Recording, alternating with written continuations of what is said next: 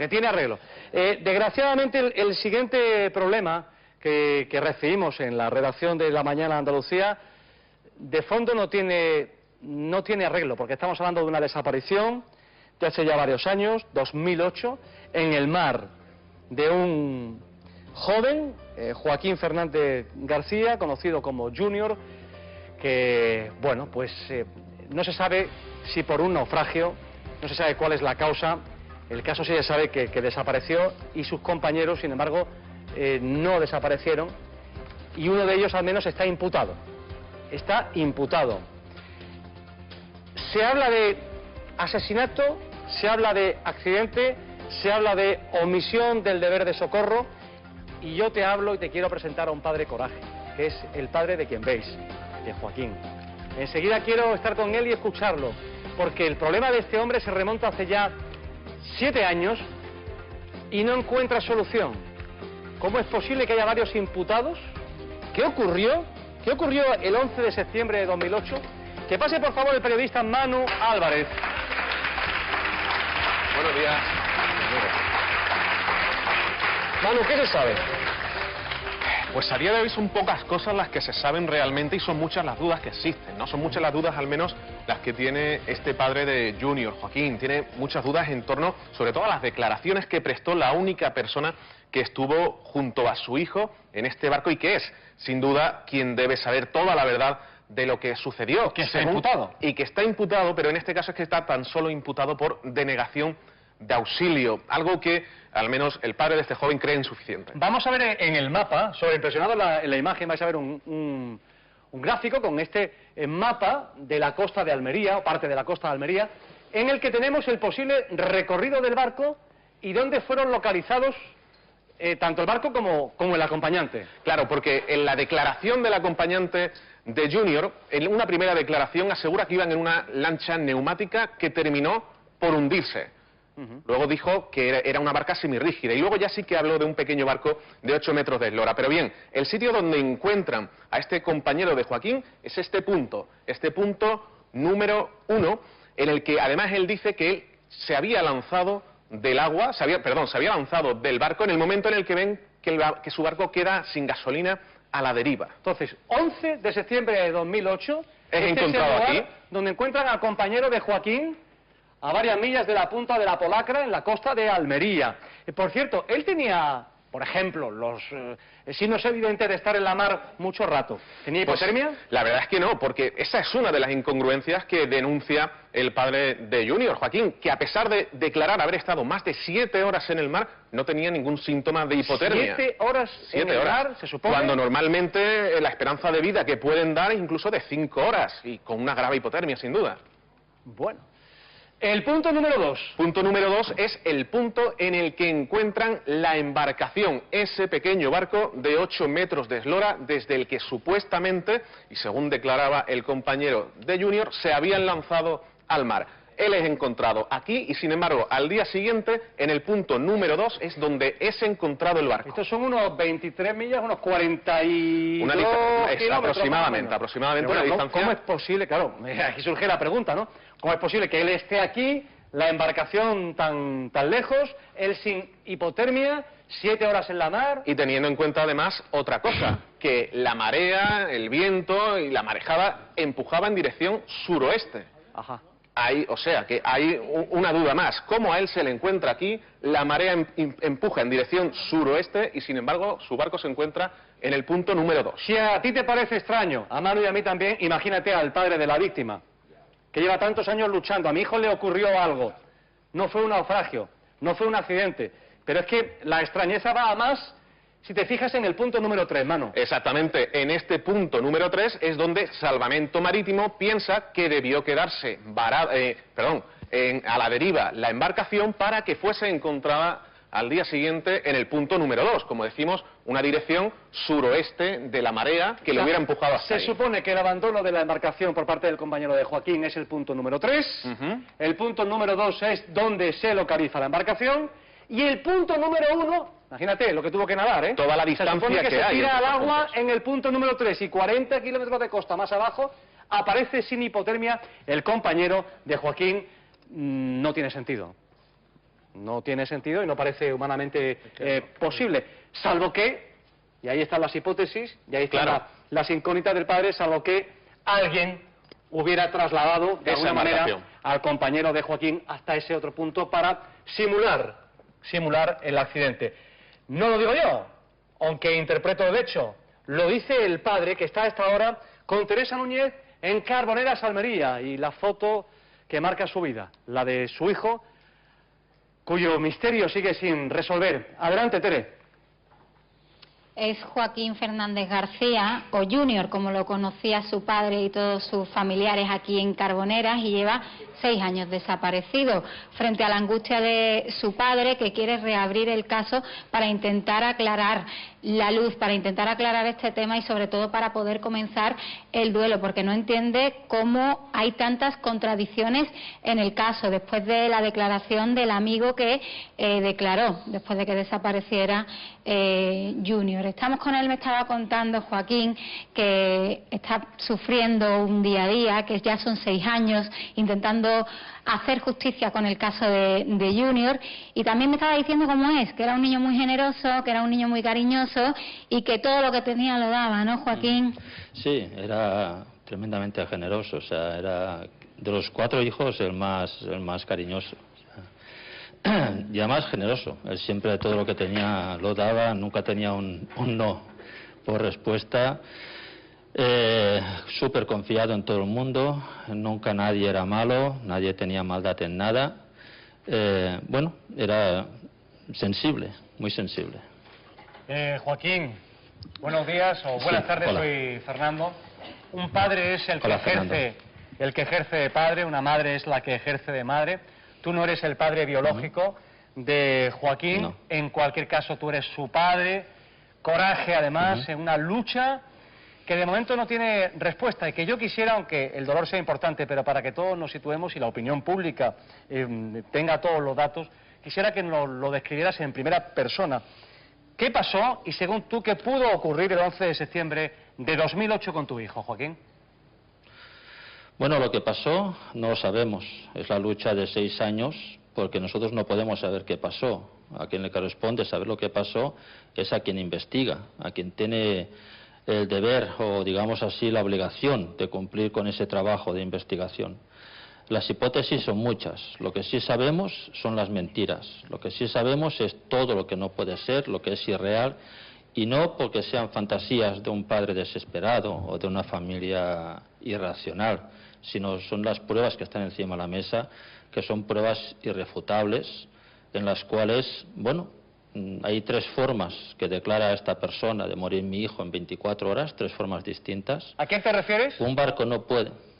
Bueno, él primero dijo que mi hijo había... Perdón, Joaquín, pero para los que se acaban de incorporar al programa, ¿te refieres al acompañante en la embarcación de tu hijo, que cambia su declaración 3 veces?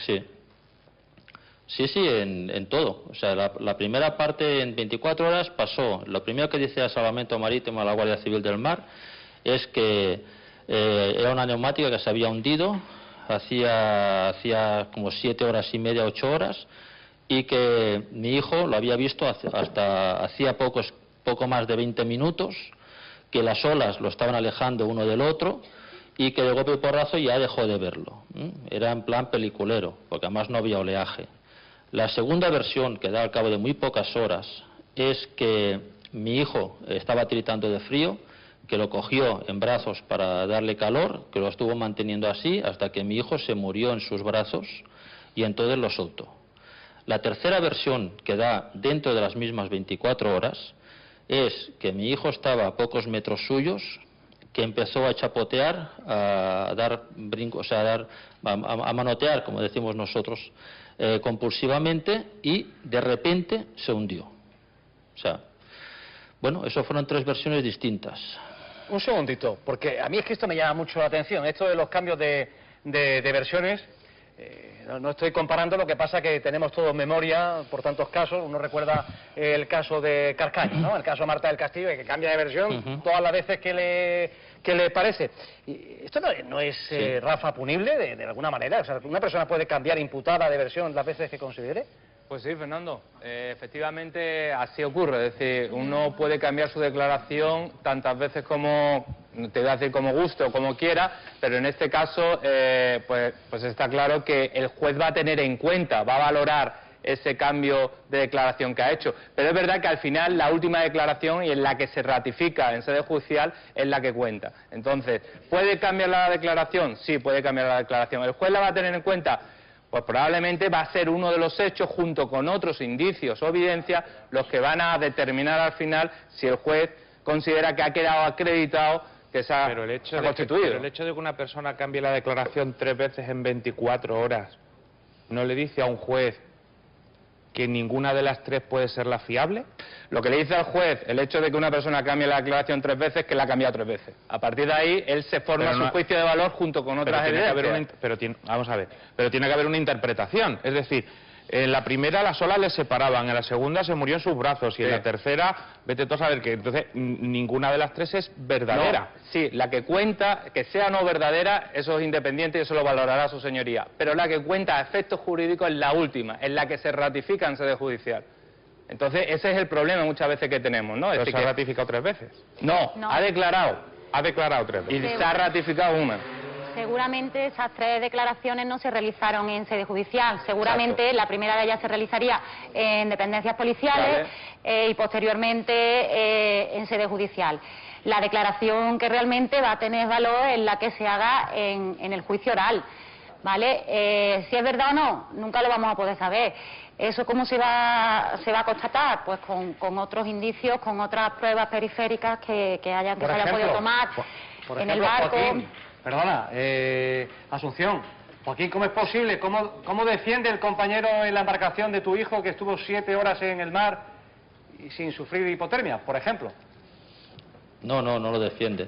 O sea, es decir, cuando es una persona que cuando le descubres una mentira, se queda inmune. O sea, es una persona fría, no... Lo que a mí me llama la atención es cómo defiende que estando en el punto 3 que veíamos del mapa, en lugar de nadar hacia la costa, que sería lo lógico, se nada 42 kilómetros, que es una maratón, en línea recta, bordeando la costa. Yo no... Bueno, y en estos 6 años, Joaquín, ¿qué te dice la policía? ¿Qué te dice Salvamento Marítimo? ¿Qué te dice la justicia?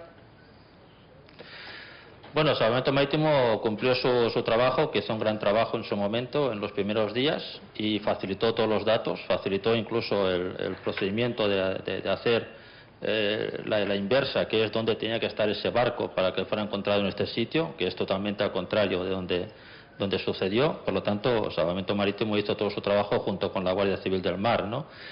La investigación, desgraciadamente, yo sé que faltaron medios, no faltó voluntad de los profesionales, pero sí faltaron muchísimos medios. Se vieron abocados a que poco a poco se fue ralentizando todo. A las preguntas de por qué no presionáis con esto, esto es una prueba, no una prueba que la diga yo, te la dice Salvamento Marítimo. No puede ser que esa persona que han dicho que se tiró al agua a las 11 de la mañana no tenga hipotermia, están los informes clínicos. Cuando esta persona llegó a puerto, estaba preparada una unidad móvil de una ambulancia con unas camillas, una pasarela para sacarlo del barco. Y el muchacho llegó y saltó del barco, o sea, saltó del barco al puerto como si nada. Existen, bueno, un sinfín de contradicciones y de mentiras que entiendes que la policía no ha podido llegar a más. Yo en su momento hablé con su señoría, dime. Perdóname, otra pregunta, Sí. Te voy escuchando y me surgen muchas preguntas. Por ejemplo, ¿tenían relación tu hijo y el acompañante? ¿Se conocían de tiempo? Sí, se conocían de muchísimos años. Esto es un pueblo pequeño, se conocían desde muy jóvenes. Junior muchísimas veces se le aconsejó por parte de sus hermanas, por parte nuestro, que se alejara de esa compañía. Se alejaba por un tiempo, este muchacho volvía otra vez a él, a recurrir, mira, ayúdame en esto, ayúdame en lo otro, llévame a tal sitio. Y bueno, quizás un poco el carácter confiado de Junior, ¿no? Que para él todo el mundo era bueno. Joaquín, perdona que te pregunte. Daniel Blanco, psicólogo. Yo me imagino que en todos estos años en los que has estado y ahora estás luchando porque se reabra todo esto, tú tendrás una idea, una teoría, algo que se asemeje más o menos a la realidad de lo que ha pasado. ¿Cuáles son las hipótesis que manejas tú, realmente? ¿Para qué tengo estás claro preparado? Bueno, yo estoy preparado, por decirte algo, le pido a Dios que poder encontrar yo el cuerpo de mi hijo, ¿no? Pero psicológicamente estoy a todo preparado, o sea, no hay nada que me asuste. Vale. Estoy sobreviviendo desde hace 6 años, con lo cual no hay nada que me asuste. Yo quiero encontrar el cuerpo, me da igual, y lo digo así de claro, me da igual la justicia, que actúe, me da igual lo que haga, no me importa, no es la prioridad la justicia, no tengo rencor, no tengo odio, lo único que quiero es encontrar a mi hijo. Es la postura más sana que puedes tener, la de no almacenar el rencor ni almacenar el odio, porque el rencor, nadie es rencoroso, la gente vive con rencor. El rencor es algo que no nos ayuda. Yo te felicito por esa actitud, de verdad. ¿Qué le quieres decir Yo a la siempre opinión digo que mi pública? hijo me ha enseñado a amar. ¿Qué le quieres decir a la opinión pública Bueno, y a todo el que te quiera escuchar? Sí, primero que por favor firmen la petición que hemos hecho al Ministerio de Interior, está en change.org, lo pueden encontrar en esta dirección, lo pueden encontrar en todas las páginas de SOS desaparecidos, en todas las delegaciones, a través de Facebook, de Twitter, en la página de Facebook de Junior, que es Buscando a Joaquín Fernández, los enlaces están puestos, en 3 días tenemos más de 1100 firmas, allí pueden ver los vídeos, pueden saber la historia de Junior, y le pido a la gente que esa muestra de solidaridad, y a la vez me siento con el deber de ser solidario también con los más de 14.000 desaparecidos que tenemos en España. Me siento solidario con todo ello. Tenemos que ser unidos, tenemos que ser una gran familia, los que tenemos familiares desaparecidos. Y, bueno, como padre no tengo otra meta, que es la de luchar por mi hijo. Yo pido a la gente que, por favor, me ayuden, nos ayuden a la familia. Y firmar es menos de medio segundo, compartir a sus familiares, a sus contactos, y intentar que el Ministerio de Interior, después de muchos intentos que ya lo he luchado por ello, no lo he conseguido, que haga caso, que escuche no solamente a la familia, sino que escuche lo que el pueblo pide. El pueblo quiere siempre saber la verdad. Pienso que sin la verdad no tenemos ni asegurada la libertad ni la seguridad. Sin la verdad no podemos pasar página.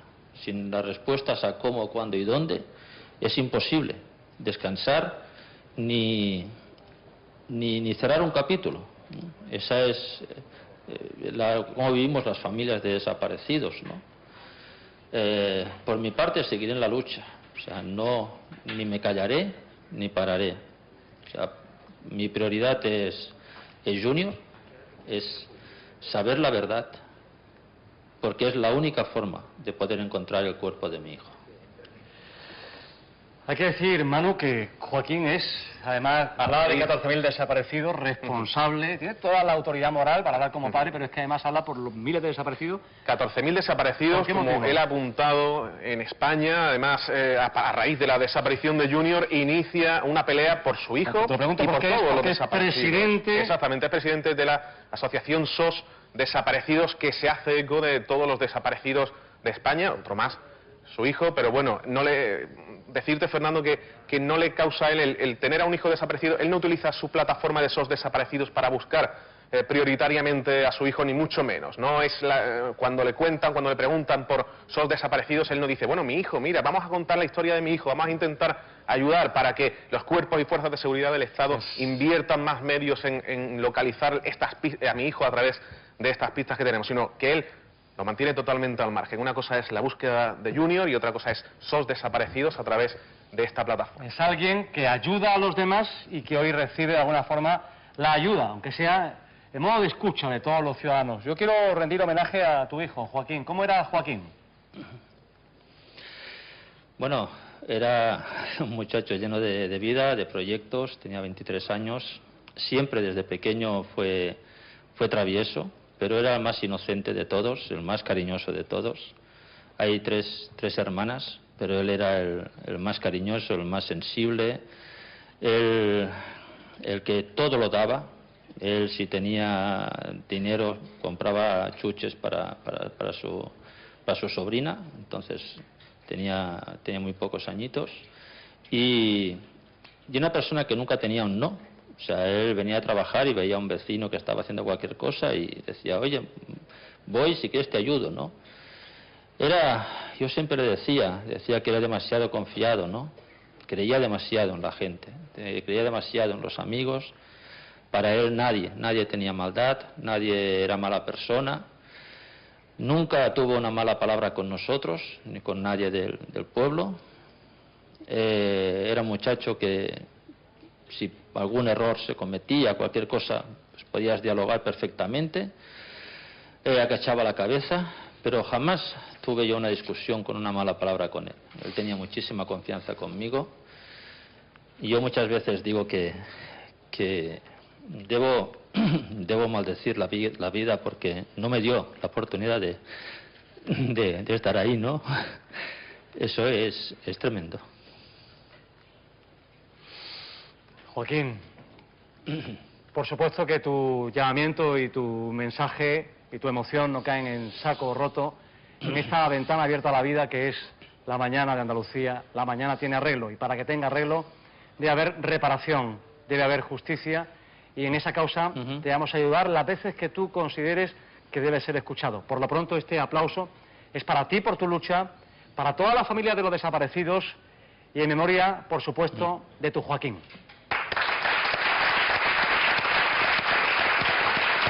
Gracias, Joaquín, por ser como eres. Gracias, Pérez. Gracias, Manu. Así es la vida.